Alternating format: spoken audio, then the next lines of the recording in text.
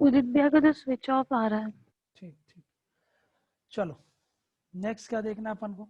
कल हम लोगों ने क्या क्या देख लिया था? कल हम लोगों ने देख लिया था भाई,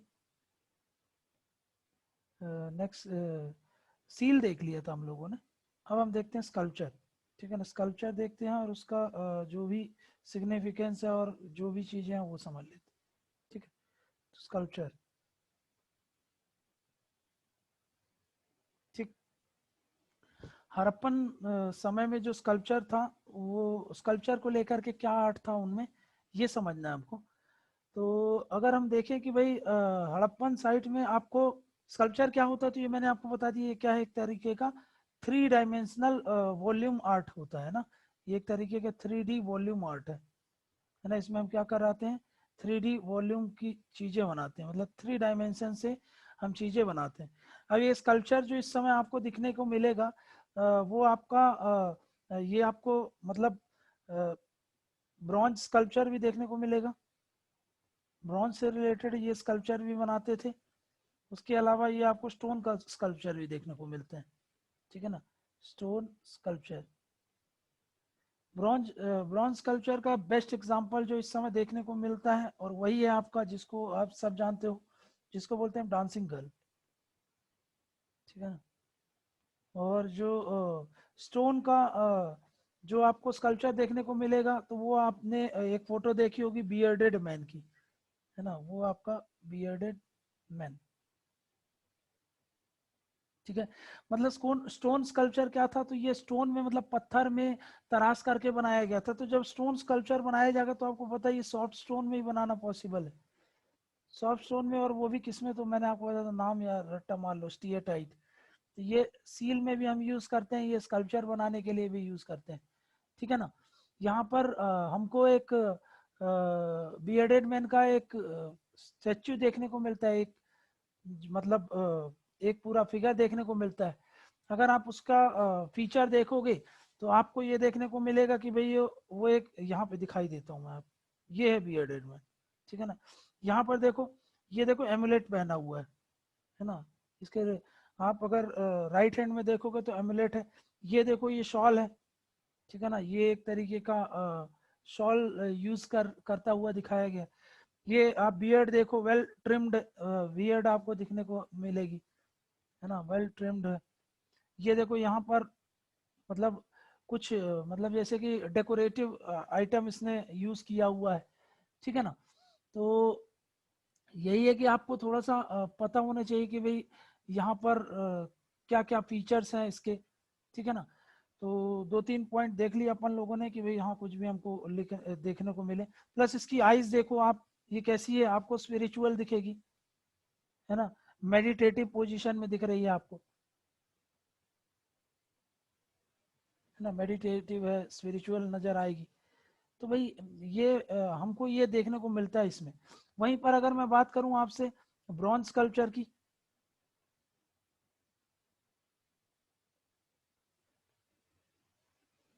ब्रॉन्ज स्कल्पचर की बात करूं, तो उसमें एक जो एग्जांपल है मैंने आपको बताया, वो डांसिंग गर्ल का है। ठीक है ना। अब ये डांसिंग गर्ल का एग्जांपल यहाँ पर तो आपने बता दिया, लेकिन अब ये बनाती कैसी जाती थी, तो ये जो ब्रॉन्ज स्कल्पचर बनाई जाती थी, उसमें एक टेक्निक यूज होता था, है ना, उसको बोलते हैं हम lost wax technique. Lost wax technique. अब देखो कैसे किया जाता था ये। अब इसको समझो कि भाई मान लो एक सांचा हुआ करता था। ठीक है ना, ये इसका सांचा है, ये इसका कवर है, या फिर इसको ऐसे बनाओ। अब देखो,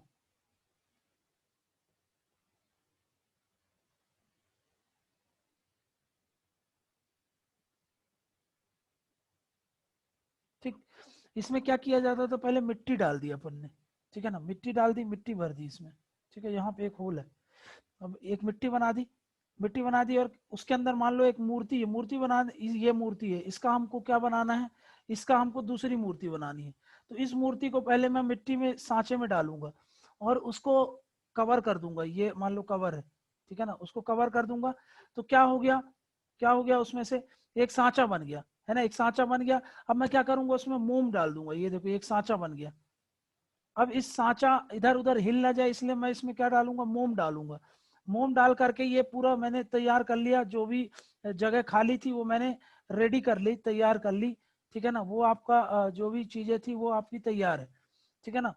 अब जगह तैयार हो गई हमारी। अब मैं क्या करूंगा, इसमें पिघलता हुआ जो भी ब्रॉन्ज है का जो भी एलॉय मेरे को जिसका भी आपको स्टेच्यू बनाना है वो डालूंगा मैं। वो डालूंगा तो ये मोम पिघल करके वापस से इस छेद से बाहर निकल आएगा। उधर पर क्या बच जाएगा, बस उधर पर हमारा बच जाएगा सिर्फ और सिर्फ वो जो ब्रॉन्ज हमने डाला था, ठीक है ना। तो ऐसे में क्या होगा, देखो मोम बाहर निकल आया, ठीक है ना, होल से। और उस मोम की जगह में ब्रॉन्ज को हमने फिट कर दिया। अब उसको निकाल लेंगे, अब उसको थोड़ी देर सूखने देंगे और वो आपका ब्रॉन्ज की स्टेच्यू तैयार हो गई, ठीक है ना। तो ये हमारा ऐसे करके ब्रॉन्ज का स्टेच्यू अपना तैयार हो गया। क्लियर है, बोलो क्लियर है। तो ये लॉस्ट वैक्स टेक्निक होती थी। इस टेक्निक में मैंने क्या बताया, पहले वैक्स का फिगर तैयार किया जाता था, ठीक है ना। पहले क्या करेंगे एक्चुअली में, अगर मान लो कि इसी की कॉपी बनाना है तो हम वो रख दिए, मान लो ये है ही नहीं, है ना, ये स्टेच्यू हमारे पास नहीं, एकदम नया बनाना है, तो फिर क्या करेंगे, हम एक वैक्स का एक स्टेच्यू बनाएंगे, उसको वो जो क्ले होता है उसमें कोट करके रख देंगे, है ना। फिर उसकी ये क्ले रहेगा, यहाँ पर पूरे में क्ले रहेगा, ठीक है ना। उसमें हम क्या करेंगे, उसको रख देंगे और उसको फिट कर देंगे आसपास पूरा क्ले को, मतलब पूरा सांचे के अंदर तैयार कर लेंगे।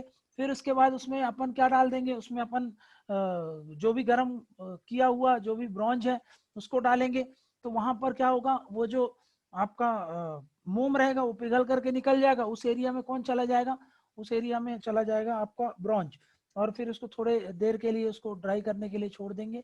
और फिर उससे क्या होगा, तो उसको पता है आपको कि भाई उसके बाद हमको क्या मिल जाएगा, ये स्टेच्यू तैयार हो जाएगी। क्लियर है। तो ऐसा ये जो अब ये स्कल्पचर के कुछ सेंटर्स हुए करते थे क्या, हाँ कुछ सेंटर्स होते थे। सेंटर्स मतलब कैसे सेंटर, जैसे कि जहां पर ये सारे काम किए जाते थे। तो जैसे कुछ एग्जांपल है दियामाबाद, ठीक है ना। फिर दियामाबाद के साथ साथ आपका कालीबंगा है, वहां पर ये सब एक्सेलेंट सेंटर थे। ये सब कुछ एक्सेलेंट सेंटर थे उस समय पे जहां पर मेटल कास्ट स्कल्पचर होता था, ठीक है ना। ये ब्रॉन्ज स्कल्पचर मतलब यहाँ पर मेटल कास्ट स्कल्पचर, ठीक है ना। ब्रॉन्ज स्कल्पचर क्यों बोल रहा हूं मैं, क्योंकि एलॉय का है। लेकिन ये नहीं है कि सिर्फ एलॉय के ही स्कल्पचर देखने को मिलते थे, आपको डिफरेंट डिफरेंट मेटल के देखने को मिलेंगे, इसलिए उसको ब्रॉड हेडिंग में ये भी बोल दिया जाता है कि मेटल कास्ट स्कल्पचर के ये सेंटर्स होते थे, ठीक है ना। अब इसमें हमको काहे के फिगर्स देखने को मिलेंगे, तो स्कल्पचर में हमको एनिमल्स भी देखने को मिलते हैं और ह्यूमंस भी देखने को मिलते हैं, ठीक है ना। तो वे क्या चीज बनाते थे तो वो हमको पता होना चाहिए, एनिमल्स भी बनाते थे, ह्यूमंस का रिप्रेजेंटेशन भी होता था, ठीक है ना। डांसिंग गर्ल का आपको फिगर देखना है तो ये देख लो आप, डांसिंग गर्ल का क्या फिगर था,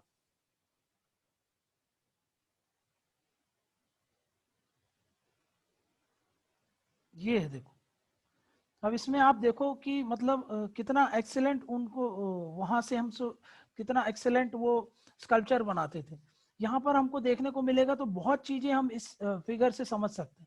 पहली बात तो ये, आपको इसका हाथ देखो एकदम डेकोरेटिव, यहाँ पर देखो आपको, तो आपको डिफरेंट तरीके के बैंगल्स वगैरह नजर आ रहे हैं, है ना। बैंगल्स वगैरह भी ये यूज कर रही है, समझ में। नेकलेस वगैरह है ना, नेकलेस वगैरह। मतलब क्या है ये ये क्या बताती है, ये बताती है कि उस समय के लोग काफी फैशनेबल हुआ करते थे, ठीक है ना। ये देखो ऊपर ऊपर से लेकर के नीचे तक पूरे में क्या यूज किया गया है, तो आप देखो यहाँ पर बेंगल्स ही बेंगल्स यूज किए हैं। ये देखो bangles cover left left arm, समझ में क्या। ब्रेसलेट्स हैं, ब्रेसलेट के साथ साथ एमुलेट्स भी आपको देखने को मिलेंगे, है ना। एमुलेट है, ठीक है ना। ये सब हमको देखने को, कौरी के सेल देखने को मिल रहे हैं, कौरी के नेकलेस देखने को मिल रहे हैं, ये देखो, ठीक है ना। उसके नेक में देखो आप, ठीक। तो ये सारी चीजें हमको देखने लगी। राइट हैंड में देखो, राइट हैंड में कैसे, मतलब वो किस पोज पर खड़ी है, तो वो एक अलग ही आपको दिखाया जा रहा है ना, जिसको हम बोलते हैं डांसिंग गेस्चर में आपको ये नजर आ रहा है, ठीक है ना। ये देखो एक डांस गेस्चर यहाँ से हमको समझ में आ रहा है कि एक जो खड़े होने का तरीका है वो एक इसीलिए इसको बोला जाता है ये डांस गेस्चर पर खड़ी है ना, इसीलिए हम इसको बोल देते हैं कि ये डांसिंग गर्ल, ठीक है ना। उसकी आईज देखो, ठीक है, फ्लैट नोज है, ठीक है ना। अब ये सब नहीं पढ़ना है आपको कि फ्लैट नोज है, लार्ज आईज है, बट एक बार ओवरऑल आपको थोड़ा सा पता होना चाहिए कि इससे हमको उस समय का कल्चर कैसे समझ में आता है कि भाई वो लोग फैशनेबल थे, है ना। यहाँ से हमको क्या समझ में आ रहा है कि वो फैशनेबल थे, वो लोग फैशन को कितना ज्यादा इंपॉर्टेंट देते थे। प्लस वहां पर यहाँ से हमको डांस का भी थोड़ा सा वो देखने को मिलता है। डांस का मतलब ये आर्ट को भी दिखाता है कि उस समय के लोग हो सकता है ये सब चीजों को बहुत ज्यादा इंपॉर्टेंस देते हो, समझ में आ गया ना। तो स्कल्पचर में आपको बस यही चीजें पता होनी चाहिए। एग्जाम्पल याद रखो इसका, और यहाँ पर मैं आपको एक एग्जाम्पल दे रहा था किसका, बियर्डेड मैन का, ठीक है ना। बियर्डेड मैन कहाँ है, ऊपर ही रहेगा।